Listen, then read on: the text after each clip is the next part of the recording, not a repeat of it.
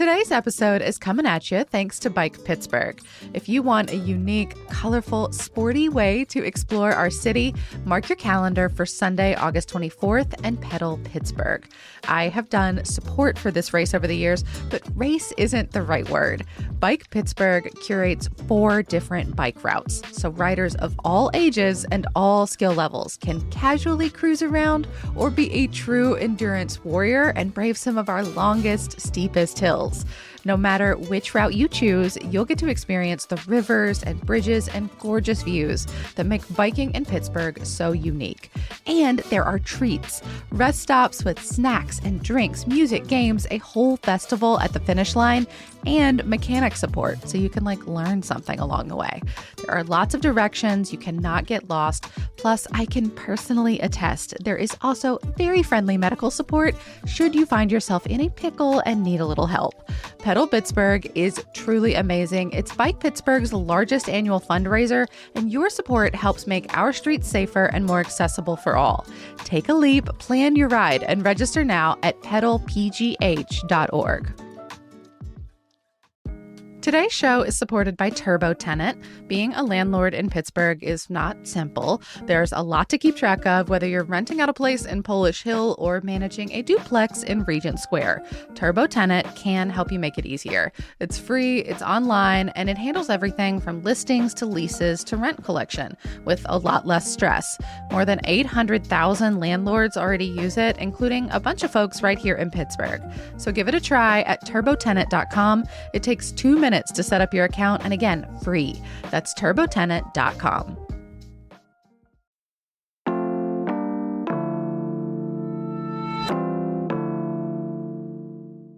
Today on CityCast Pittsburgh, we have all seen the headlines. Pittsburgh is so much more affordable to buy a house in than anywhere else. But that doesn't mean it's not stressful and overwhelming.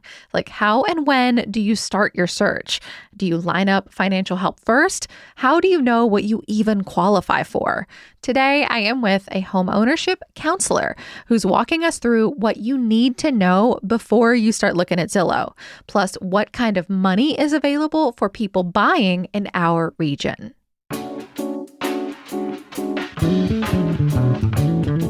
It's Monday, July 21st. I'm Megan Harris, and here's what Pittsburgh's talking about.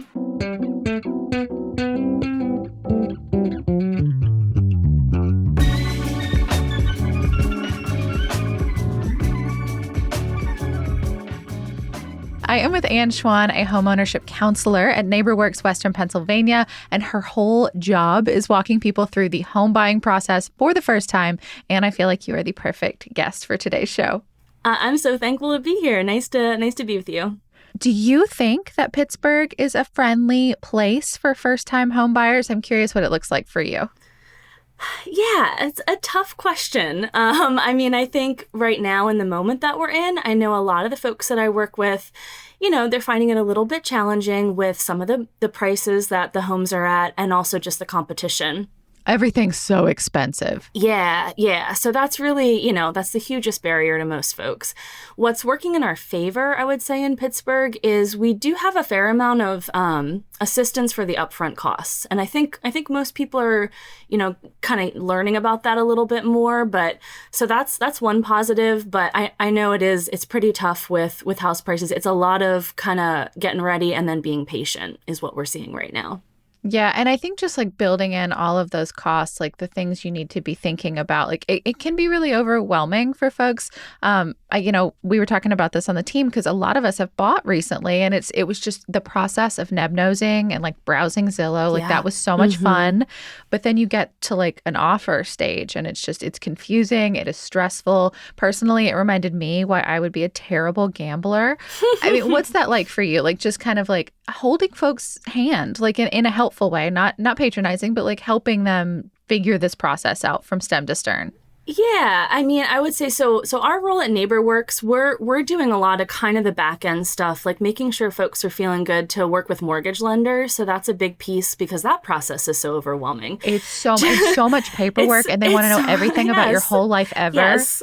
Exactly. It can be incredibly daunting, right? So a lot of that is just like preparing folks for what that's going to look like. And then, working with folks on their budget and their credit. That's a big piece. In terms of the actual being out there shopping, all of that kind of nail biting stuff, we encourage folks to get a really good real estate agent, someone who's really going to hold their hand through that process and be a really helpful negotiator and all that kind of thing. So we're not usually on the ground with them at that point. But yeah, I mean, the feedback we get, again, it's a lot of folks are in a disappointment stage because they're making offers and they're getting outbid, but people are buying all the time too. So if you can have patience and hold on, we see people getting their dream homes, which is cool. That's amazing. And I want to talk about all of these like tips, suggestions, like kind of how you walk people through it sounds like maybe it's a little bit about like how to think about this and how to plan for this before you get to that Zillow stage. So I want to get to that. Yeah. But before we do, I think maybe we should also back up and talk a little bit about NeighborWorks, because like the organization has such a unique history and also a Pittsburgh history, which I was not aware of. So tell me about Dorothy Mae Richardson. Yeah. So we're really thankful to be continuing the legacy of Ms. Dorothy Mae Richardson. She's a Pittsburgh native. She was, she was living in the North Side. And in the 60s, she was looking around and seeing that her neighbors were unable to purchase houses. And, the homes in her neighborhoods, needed repairs. And it was really important for her to build a sense of community by building home ownership. So she really, became a community activist and brought together lenders, politicians, her neighbors themselves, home repair people, brought all these people to the table and really started an organization that helped people get mortgage ready and then helped them get into homes that were actually habitable. And again, her whole goal was let's build community, let's build stronger communities by making sure folks can become homeowners. So her model was actually so effective and popular that it caught the national attention of other, housing activists. And eventually it became a congressionally chartered organization. So you'll find NeighborWorks organizations throughout the entire country, which is really cool. But yeah, to know that it actually originated here with the work of this absolutely amazing woman, Ms. Richardson, right here in Pittsburgh's North Side. And it's important to note too that, she was really focused on racial equity in Pittsburgh. Well, that's one of the most interesting things to me is that a lot of this is like also there's an accountability piece too. Like it wasn't just about finding ways to buy property, but it was also like if it was, a quote unquote dilapidated property, Sure. Landlords were held accountable for that so that they could be passed on to community members. Absolutely. And, the work that she was doing was in the time of urban renewal, right? And we know Pittsburgh's history with, what was happening, especially in, the Hill District and then also in the North Side around that time. And it was obviously African-American communities that were getting displaced and hurt the most. So there is a real focus on increasing homeownership amongst African-Americans in Pittsburgh. That's a major part of the legacy of NeighborWorks. Yeah, absolutely.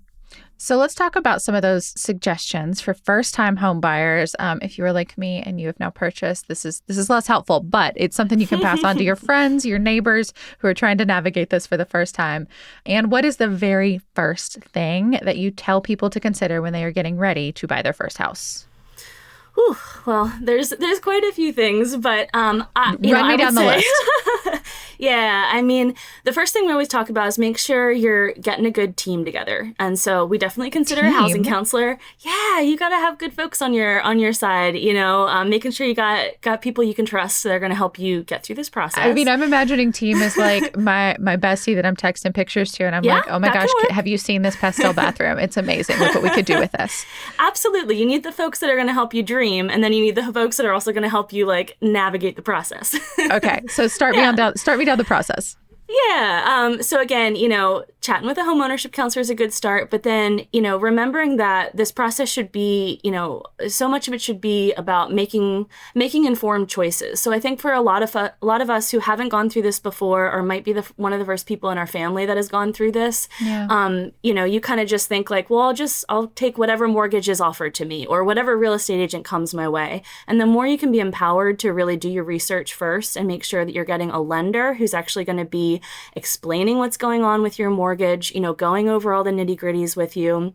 And then also a real estate agent who can help you, again, navigate, making a good offer, negotiating what that offer is going to look like, helping you with things like understanding property taxes. So make sure you got a good team. And then the first thing we're always talking about is really just coming down to budget and money, right? So making sure that you got a good handle on what you think your purchase price, that your comfortable purchase price is going to be. So that's like that big dollar figure that you see Right. when you look at any listing. It's just that Right. purchase price. See, I found that like so confusing. And I hope it's okay to say, like, when I was looking at my mortgage documentation at the end of the process, so not at the beginning like I should have, at the end, I saw what the number is after you've had like paid interest on it for however long. You don't want to look at that.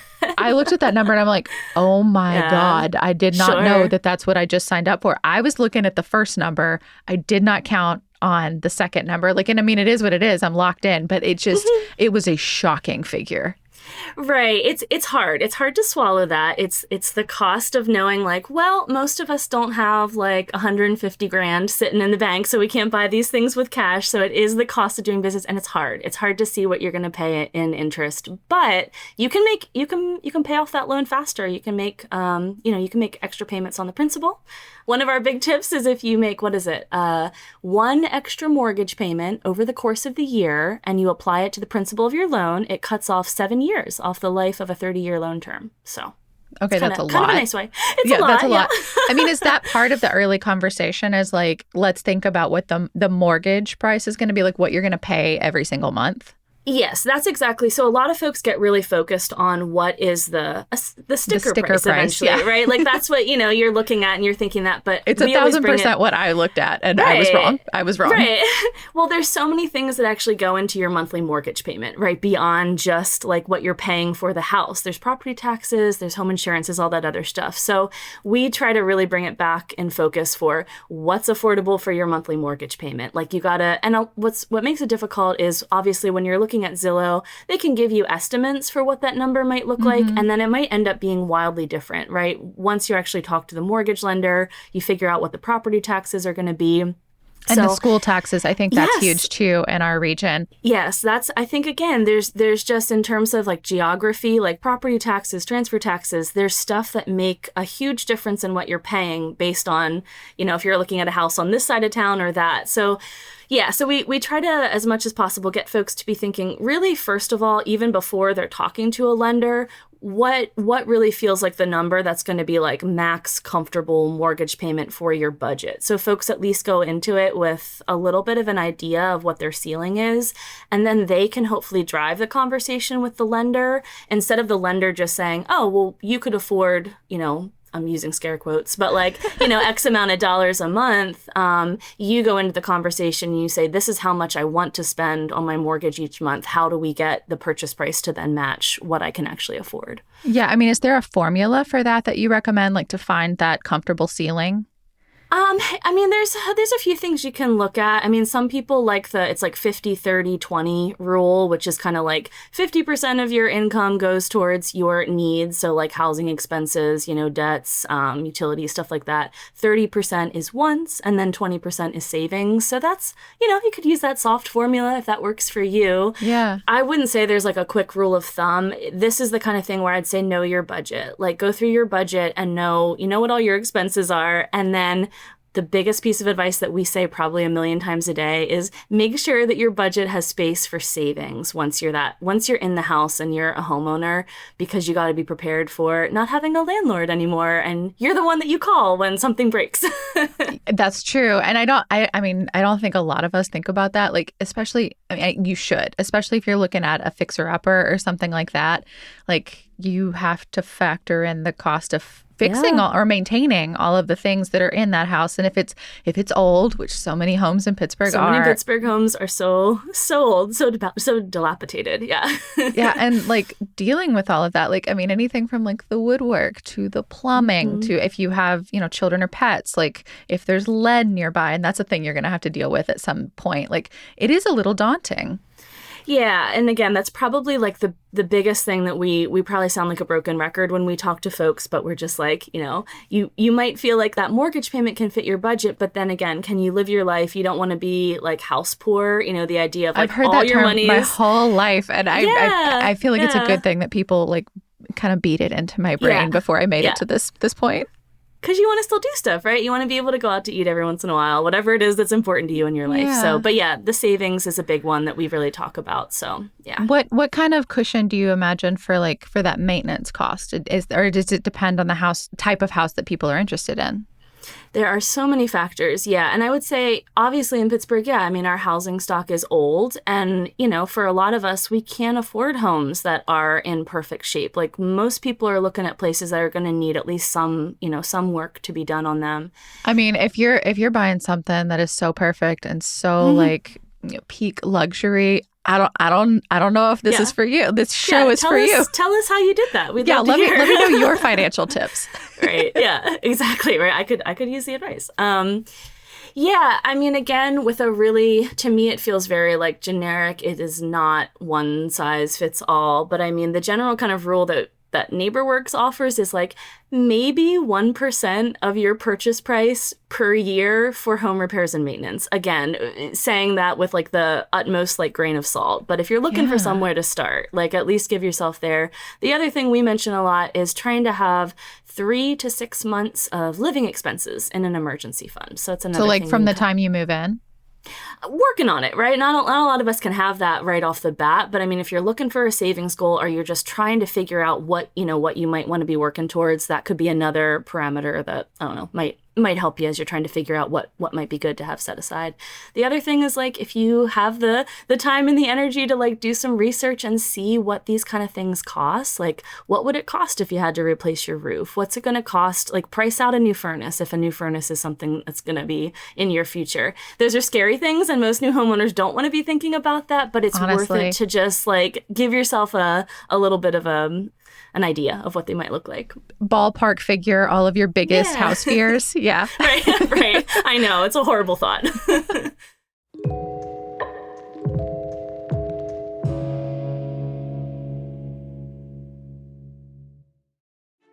This show is supported by Quantum Theater. They're opening their 35th season with the world premiere of Seagull, the Anton Chekhov classic, so you know it's going to be messy in the best way, adapted and directed by Joni Schultz. The show, Seagull, it's a play of artists, lovers, dreamers, all very misguided and perfectly human. It is a love story, and I mean really multiple love stories, and everyone is in love with the wrong person. The characters are just so desperate, and Schultz's adaptation brings a contemporary spirit to all of these really fraught, timeless relationships. And a fun bonus, the show is staged outdoors at Chatham University over in Shadyside. A college campus is such a fun location to contemplate the dreams we chase and the way they reveal who we really are. You can catch the shows Tuesdays through Saturdays at 8 p.m. That's from July 25th through August 17th. Get your tickets today at quantumtheater.com/seagull. Today's show is brought to you by Overlook Maps. If you need an easier way to remember that amazing little cafe you found last summer or a perfect hiking spot that your friend told you about, I have good news for you. With Overlook Maps, special places never get lost again.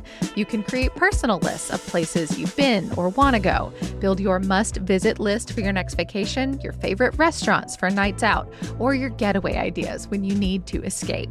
I have personally been DIYing this exact thing since I was in college using Google Maps, and y'all, that is not what Google is best at.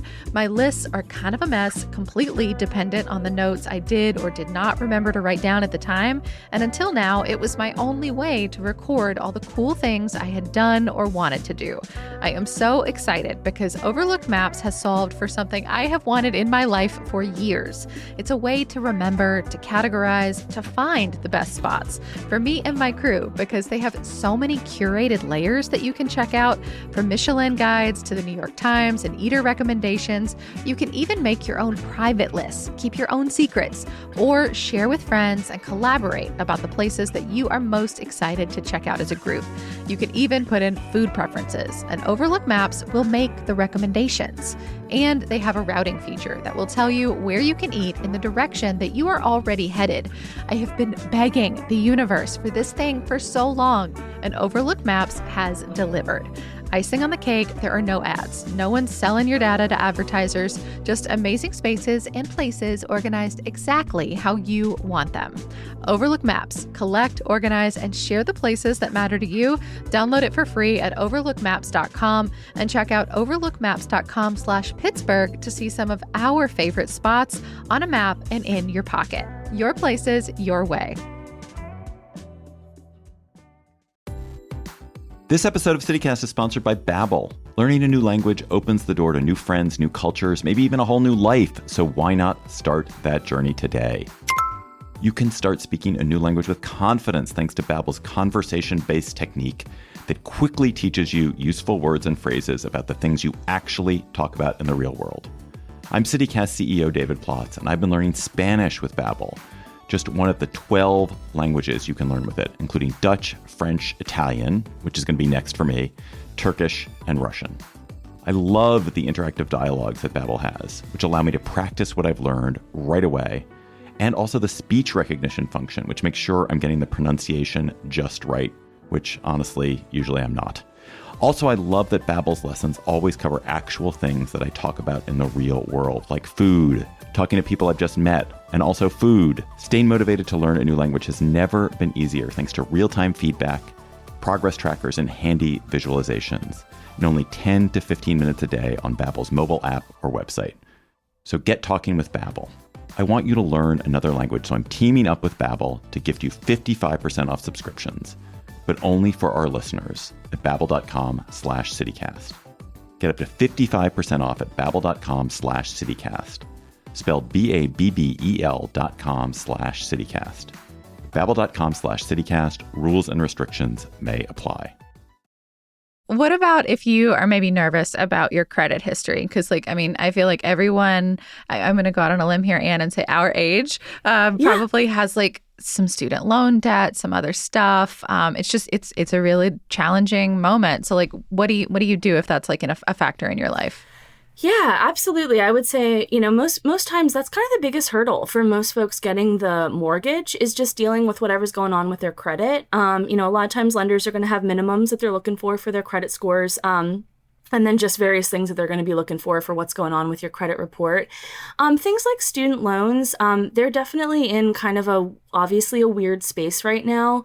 Most of the time, if you don't have a scheduled mortgage payment, or a scheduled student loan payment, your lender's going to want to see that on your credit report. So that might be something folks out there could be thinking about. If they have a student loan, but it's in deferment, you might want to do the steps now of finding out what your payment's going to be when that loan kicks back in, because your lender's going to want that information. They want to know literally everything you've ever purchased and how and what you thought about it at the time, and maybe even the dollars and cents figure. It's wild how much they ask for. Yeah, they get deep into your life. It was 15 years worth of places I've lived, and I'm I was a child now. What do you want from me? Right. The credit stuff, though, I would say for anyone out there who's thinking that home ownership might be in their future, maybe 6 months, maybe even a year from now, now is the time when you start addressing credit stuff. The more kind of leeway you can give yourself to be working on that, the better. At NeighborWorks, if you come visit us, we do soft pulls on credit. You can actually see your report. You can figure out what's on there. You can figure out if there's stuff on there that's in error that you need to get taken care of. And then our counselors work with you to come up with a game plan to see your score increase. So again, the sooner, the earlier you can start the credit work, the better. But I would say, for anyone listening who's concerned about credit, there are solutions to credit. Don't let that be the scary thing that's going to make you not look into getting a home or getting a mortgage. We can help you with that. You'll find ways to get over the credit hurdle to be able to get a house for sure. Yeah. And you mentioned also having a good real estate agent on your team. How do you know if you have a good one? How do you find them? What's your tip for that? Oh, it's such a tough one, too. I mean, one of the first everybody things we seems very nice, Right. Yeah. I would say, some of the things you're looking for are, first of all, just, this is going to sound so wishy-washy, but use your gut. If you're having a conversation with a real estate agent, and yes, you're right, they all seem really nice, but nice is one thing, but are they actually following up on communications with you? And more importantly, when you're telling them things, are they actually listening and responding with what you're saying? I would say if you have a real estate agent who's not going to meet with you first, that's kind of, I would say, a little bit of a red flag. Or, you want someone who's going to take a little bit of time to get to know you and really understand what your absolute like must-haves are in a home so that they can be helping you filter out the stuff that's not going to be good for you. But yeah, someone who's really going to sit down, actually, listen to what you're saying. Otherwise, yeah, I mean, I would say just, be asking questions about things like, what kind of differences you're going to see in property taxes, depending on what areas that they're showing you. A good real estate agent should be able to kind of talk to you about what to expect in terms of property tax assessments, what that might look like in your future if you buy a house in a certain neighborhood, that kind of thing. Otherwise, trying to get good recommendations from friends and family if you know anyone else who's gone through the process. And then again, at NeighborWorks, we have a network of real estate agents that come and they present at the classes that we do on Saturdays, which are, they're such a great resource. The whole Saturday classes that we do, you get industry professionals that come in. And so that's a great way to connect with real estate agents because those folks are just there to share what they know. And they're a great place to kind of get a little bit more information. So. Yeah. And I feel like one of the big ones we haven't talked about yet is also just like that other money, the down payment money, the hand money, things like that. And I know that there are things that can help with that, at all levels of government, depending on where you live. But how do you start finding out what's available to you? Or what you're eligible for, I guess. I went looking for a consolidated list of things, and it's almost impossible to find. Yes, you're exactly right. Yeah, there's not one clearinghouse of all the grant programs that are out there, unfortunately. I don't want to be too I don't want to be too cynical, but I feel like maybe that's on purpose. They don't want me tapping into all of that stuff. I don't know. That's a good question. The people administering these programs absolutely want me to tap in. They do. But I worry sometimes maybe my government doesn't want me to. I don't know. I don't know. I mean, maybe that's a tinfoil hat moment. I don't know. But you're not paranoid if you're right. Anyway, this stuff. What can help first timers? Yes. So from my perspective, I actually think yes, there is a lot of money out there. I think the money wants to get access because the reality is most of us just don't have the savings. We don't have the savings for the upfront cost of homeownership. We just can't. It's really hard. It's so much cash. It's so much. Yeah. It's the biggest check I've ever written in my life by far. Yeah. So a couple things to keep in mind for anyone out there who still thinks that you have to do 20% down payment. That is totally not true anymore. I hope folks don't think that any longer. That's not the case.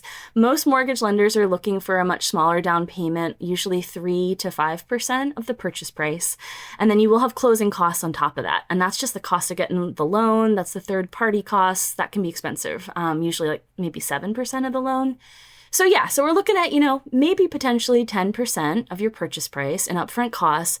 But again, there's programs that come from both city government, county government, individual neighborhoods. Yeah, a lot of it's federal money or state money. And then also individual lenders out there also have grant money to help you cover those costs as well. To make it's great on the one hand, but it also makes it more complicated because you kind of have to just dig around and see what different lenders offer. Yeah. And that's all geography based. Is there, are there income requirements for some of this stuff too? Yeah. So most of the time, what you're really looking at in terms of accessing these funds, income requirements, they're usually looking at about 80% of the area median income. And for anyone out there who's looking, the URA, the Urban Redevelopment Authority, if you look for them and you just search for down payment, they have stuff on their website and they also have a nice income table. So you can quick look and see hey, am I at 80% of the area median income? So that's a good way to kind of see where you're at. So income will be one. And then geography. All these are kind of tied to different geographical locations. And then the other thing is really just being a first-time home buyer, which they usually define as not owning a home within 3 years, I think. So. Oh, okay. Yeah. When you're looking for this stuff, is it as simple as Googling the name of the area and down payment assistance? I wish I could say it was that easy. So, I mean, our general strategy is the one thing I've noticed is that so on Zillow, if you scroll to the bottom, on the listings, I don't know if you've seen this or not, but like they have a new section where it's like potential available grant money. I am banned from being on Zillow right now so that I don't get like house hungry buyer's again. remorse. Yeah, no, exactly. I don't want to know what else is out there because now I'm into something. Fair. Yeah, that's real. But for anyone else out there, a new look feature. At Zillow. It's maybe about a year or so, but so that could be a jumping off point. You'll see some of the available grant money. Otherwise, Google, Western PA, down payment assistance, down payment grants. That's a starting point. Come see us at NeighborWorks. I know I keep plugging that, but really that's what the counselor is here for, is to talk you through like your particular areas. But I will tell you, it's like City of Pittsburgh has grant money. Allegheny County has grant money. Penn Hills, Wilkinsburg, all these different areas have their own little pots of money. And so if you're able to kind of have flexibility in where you're looking, you can usually find some. And then there are programs out there that also aren't tied to geography.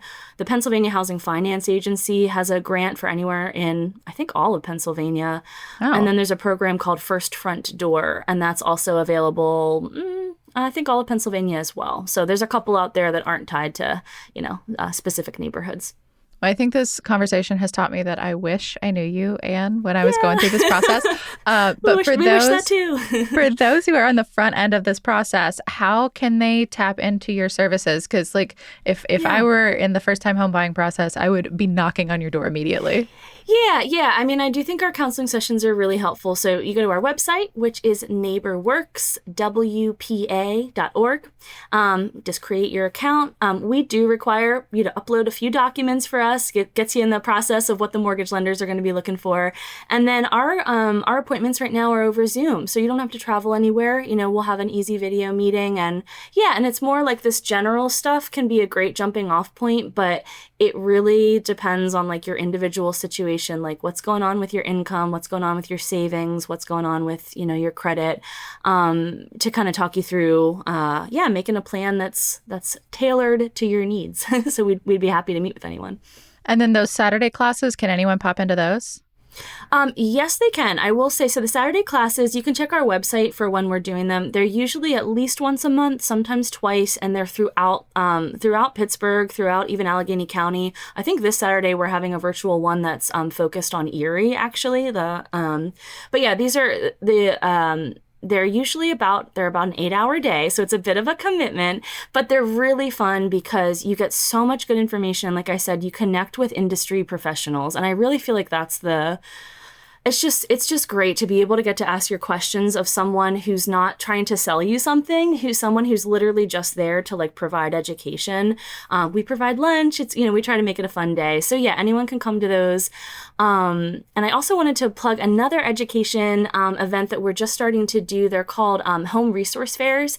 And so we're really trying to focus not only on helping folks get into homes for the first time, but we really want to focus on making sure folks can maintain home ownership. That's a huge part of our mission as well. Is it's one thing to get into the house, but then how do you maintain sustainable home ownership for as long as you want to be there? And that's specifically important for, passing on generational wealth, which really ties back again to the mission of NeighborWorks to increase home ownership in the African American community in the Pittsburgh area, and to see that that transfer of generational wealth. The home ownership is such a huge tool for that in America. So we really want to make sure people are feeling like they're able to maintain their homes. So we've put together these kind of resource fairs for new homeowners, and they're basically like we bring together like folks talking about home equity and home insurance and home repairs and how to lower your your energy bills. And they're really just a fun kind of resource fair style day. Oh, that's awesome. We've got to add that to our events. Do you have any dates coming up for the summer? So our next actual day-long Saturday workshop for new home buyers, it's going to be July 26th. It's going to be from 9:30 a.m. to about 5:30 p.m. and it's at the Mount Washington Library. And so that's again that full day of resources for first-time home buyers. And is that the resource fair, or is that like a Saturday class? That's a Saturday class. Yeah. Our next resource fair, I think our next one is going to be September 13th, and it's going to be up in Beaver Falls, actually. So this is like, you guys really cover like a wide swath of the area. We do. Yeah. We're truly NeighborWorks Western PA. Usually when you hear Western PA, sometimes it's like, it's Pittsburgh and like just around it, but not y'all. Yeah. We get all over. Yep. Yeah. Y'all do the traveling. Well, Anne, thank you so much. Y'all, if you are listening to this and trying to buy a house or you know someone who is, call Anne up. Yeah, we'd love to meet you. Thank you so much. This was great getting to chat with you about this. Absolutely. Thank you so much, Anne. That is all for today here on CityCast Pittsburgh. If you're listening to the show, you've been with us for a while, you like what you hear, consider writing us a nice review. It really does help people find us when they go searching for stuff in Pittsburgh, and it's a nice way to show the CityCast team that you care. And if you are brand new to the show, thank you so much. We are so glad you're here. We will be back tomorrow morning with more news from around the city. We'll talk to you soon.